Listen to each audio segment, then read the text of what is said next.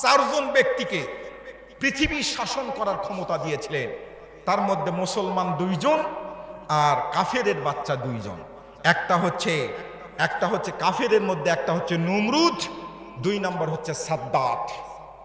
এই 2 জনকে আল্লাহ রাব্বুল আলামিন পৃথিবী শাসন করার ক্ষমতা দিয়েছিলেন। আর মুসলমানদের মধ্যে 2 জনকে দিয়েছিলেন। মুসলমানদের খুব ভালোভাবে জেনে নেন, মুসলমানরা পৃথিবী শাসন করেছেন। 1 নম্বর হচ্ছে আমাদের পয়গম্বর হযরতে সুলাইমান আলাইহিস সালাতু ওয়াস সালাম, পৃথিবী শাসন করেছেন। আরেকজন মুসলমান হচ্ছে জুলকারনাইন। সুবহানাল্লাহ বলবেন না? এই 2 জন মুসলমানদের মধ্যে 2 জনকে পৃথিবী শাসন করার ক্ষমতা দিয়েছিলেন। এই নমরুদ ভরা রাজ দরবারে হঠাৎ করে তেনার মনের মধ্যে খায়েশ হয়ে গেল। তিনি একজন সেনাপতিকে ডাক দিয়ে বলতেছে, সেনাপতি, প্রধান সেনাপতি, আমার মনের ইচ্ছা আমি আজকের পর থেকে আল্লাহ হব। নাউজুবিল্লাহ বলবেন না? কি হব? আল্লাহ হব। আরে আল্লাহ যদি হতে হয় তাহলে আপনি হয়ে যান।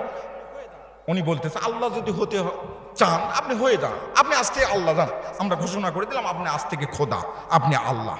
নাউজুবিল্লাহ বলবেন না?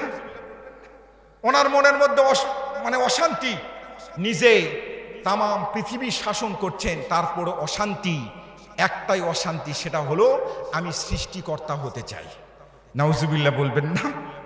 আপনি আল্লাহ হয়ে যান, সব প্রজারা একসঙ্গে এসে আপনাকে আল্লাহ মানবে, আপনাকে সিজদা করবে, সেটার ব্যবস্থা আমরা করতেছি।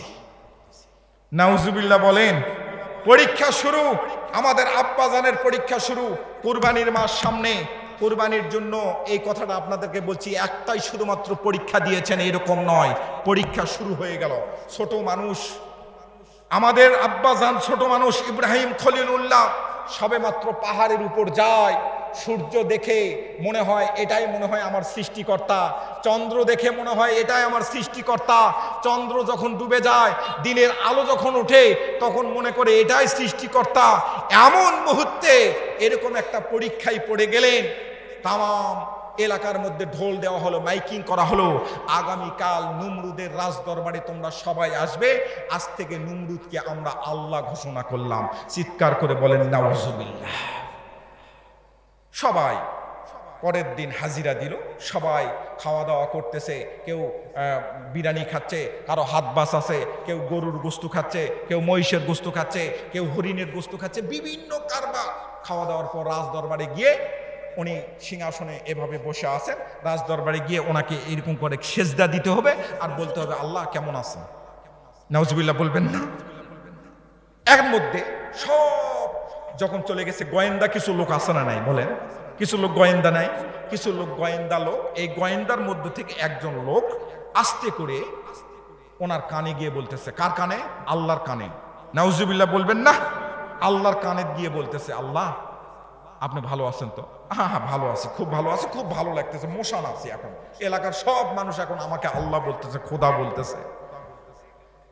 কিছুক্ষণ পর ওর কানে কানে বলতেছে যে আমরা দেখে আসলাম, আমরা যতটুকু দেখলাম, এলাকার সমস্ত মানুষ খাওয়া দাওয়া করলো, সবাই আপনাকে সিজদা করলো, একজন ছাড়া সবাই সিজদা করছে। সুবহানাল্লাহ বলবেন না? সুবহানাল্লাহ আরেকটু জোরে বলেন সুবহানাল্লাহ। একজন ছাড়া সবাই সিজদা করছে। ও তো ওখান থেকে চটকে উঠছে, এই কে? একজন করবে না, ব্যাপারটা কি? আমাকে আল্লাহ একজনের মানতে অসুবিধা, কে সেটা? কে? তো হচ্ছে যে এই এলাকার ছেলে, ওর নাম হচ্ছে ইব্রাহিম। আল্লাহু আকবার বলেন। একটা ছেলে ছাড়া সবাই আসছে। এখন আল্লাহ বলতেছেন, নমরুদ নাউজুবিল্লাহ বলেন, ও বলতেছে যে আচ্ছা ওর আব্বার নাম কি? তো হচ্ছে ওর আব্বার নাম হচ্ছে আজর। আচ্ছা বাপ থাকতে ছেলের সঙ্গে কথা বলার দরকার আছে, বাপকে ডাকো। ছেলে মানুষ, ছোট মানুষ, ও হয়তো কি ব্যাপার, কি জন্য আসেনি, ওর সঙ্গে আমাদের কথা বলার দরকার নেই, তোমরা আব্বাকে ডাকো, আব্বাকে ডাকো, ডাকো তাড়াতাড়ি ডাকো। সব মানুষ আল্লাহ মানবে, এর ফাজলামি নাকি? একটা মানুষ যদি আল্লাহ না মানে, আমার মনের মধ্যে তো অশান্তি থাকেই। অশান্তি, যে অশান্তি ছিল অশান্তি তো থাকেই, কোনোভাবে মানা যাবে না। তুমি তাড়াতাড়ি ডাকো, ডাকো। আজরকে ডাকা হলো। আজর এসে আল্লাহর সামনে, নাউজুবিল্লাহ বলেন, আল্লাহর সামনে বলতেছে, আল্লাহ আপনি কেমন আছেন? আমি ভালো পড়ে থাকি, তোমার জন্য তো মোটামুটি ভালোই ছিলাম, তোমার জন্য আর তোমার ছেলের জন্য তো অশান্তি শুরু হয়ে গেল। এতক্ষণ তো ভালোই ছিলাম, তোমার জন্য আর তোমার ছেলের জন্য অশান্তি শুরু হয়ে গেল, আমার আর ভালো থাকতে দিবে না, তুমি তাড়াতাড়ি বলো তোমার ছেলে কেন আসেনি।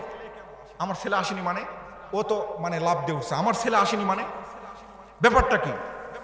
তোমার ছেলে আসেনি, এখনো আসেনি।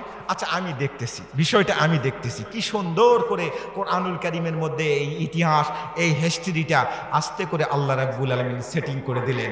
চিৎকার করে বলেন আল্লাহু আকবার। মুসলমান ভাইরা রে আমার,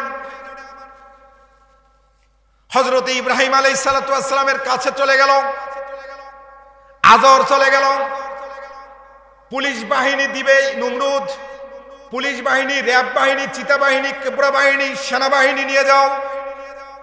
আজর নিজ দায়িত্ব নিল, না আল্লাহ না, ও খোদা না, আমরা কখনো আপনার সঙ্গে বেঈমানি করিনি, জীবনে কোনোদিন বেঈমানি করিনি, 30 বছর ধরে আপনার রাজ দরবারে চাকরি করতেছি, আপনার সঙ্গে বেঈমানি করি নাই। সেনাপতি, সেনাবাহিনী কোনো কিছুই নিয়ে যাওয়ার দরকার নাই, আমি একটু আমার সন্তানের কাছে যাব, সন্তানটা একটু তেরা আছে আমি জানি। আজর একাই চলে গেল, ঘরের মধ্যে গিয়ে দেখে আল্লাহর পয়গম্বর আমাদের আব্বা জান চিৎপটাং হয়ে আস্তে করে কম্বলটা গায়ে দিয়ে, আরামের কম্বলটা গায়ে দিয়ে তিনি ঘুমাচ্ছেন। সুবহানাল্লাহ বলেন। দরজাটার মধ্যে যখন আস্তে করে মৃদু আঘাত করেছে, দরজাটা যখন খুলে দিল, দরজার ভিতর ঢুকে আজর আস্তে করে ডাক দিয়ে বলতেছে, আব্বা আপনি কেন যান নাই? এলাকার সমস্ত মানুষ গেল, আপনি যান নাই, আপনি ব্যাপারটা কি? আপনি না যাওয়ার কারণে আমার প্রেস্টিজের ব্যাপার, মান সম্মানের ব্যাপার। আল্লাহ রাব্বুল আলামিন কি সুন্দর জবাব দিলেন, আল্লাহ রাব্বুল আলামিনের পক্ষ থেকে কি সুন্দর জবাব দিলেন আমাদের আব্বা জান। আস্তে করে জবাবটা কোরআনুল কারীমের মধ্যে সেটিং করে দিলেন। আব্বা জান ডাক দিয়ে বললেন, ও আব্বা আপনি গিয়ে বলেন, আপনার আল্লাহকে গিয়ে বলেন আমার শরীরটা ভালো নাই। সুবহানাল্লাহ বলে। আসলে ইব্রাহিম আলাইহিস সালাতু ওয়াস সালাম কি মিথ্যা কথা বলেছে? তিনার মানসিক অবস্থা ভালো নাই। যেই মুহূর্তে তাম পৃথিবীর মানুষ নমরুদকে খোদা মানছে, এই মুহূর্তে লক্ষ্য করে দেখেন, নমরুদের কাছে আছে টাকা, নমরুদের কাছে আছে ক্ষমতা, নমরুদের কাছে আছে এলাকার সমস্ত ভোটার, নমরুদের কাছে মাথা নত করেছে। এই মুহূর্তে আমাদের আব্বাজান ইব্রাহিম আলাইহিস সালাতু ওয়াস সালাম একা নমরুদের বিপক্ষে অবস্থান নিয়েছে। চিৎকার করে বলেন আল্লাহু আকবার। আমরা কি